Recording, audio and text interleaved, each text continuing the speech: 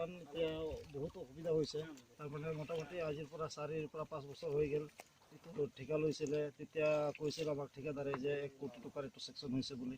তাৰপাছত কাম কৰা আধৰুৱা হৈ গ'ল। এতিয়া এইখিনি তেওঁলোকে হৈছে 1000 কিলোমিটাৰ হ'ব বুলি। এতিয়াতো ইয়াতে ৰাস্তাৰ পৰা 4.5 কিলোমিটাৰ মাত্ৰ আছে। সেইখিনি কমপ্লিট হৈছে নে নাই হোৱা, মুখান কাম ৰৈ আছে।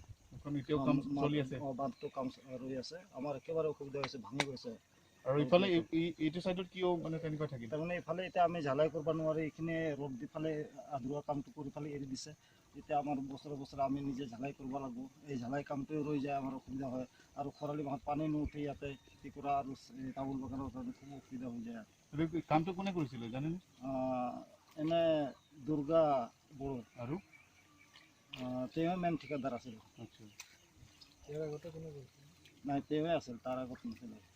সেই আৰু কেইজনমানক ভাগ কৰি দিছিল, তেওঁলোকৰ নাম নাজানো। একজন আছিল প্ৰকাশ শুক্লাই।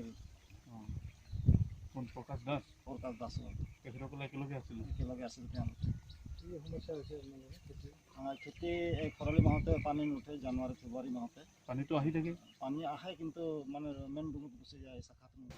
ये नेल्सन बोरो ये दुर्गा को मतलब कि इस कैनाल को बनाने के लिए दिया था, लेकिन आप किस तरह की कितना रुपया का ये तो हमको पता नहीं है, लेकिन बनाया उसके बाद तो कब कुछ दिन चला, उसके बाद तो ये जो टूट गया। कितना दिन हो गया ये अभी साल भर हो गया। साल भर हो गया? जी हाँ।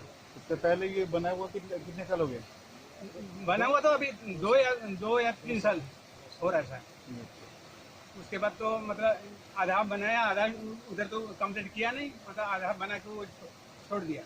तो मतलब आजकल हम लोग को ऐसा परेशान हो रहा है, यहाँ 50-60 मतलब खेतियाँ हैं, उनको पानी उठाने के लिए बहुत तकलीफ हो रहा है।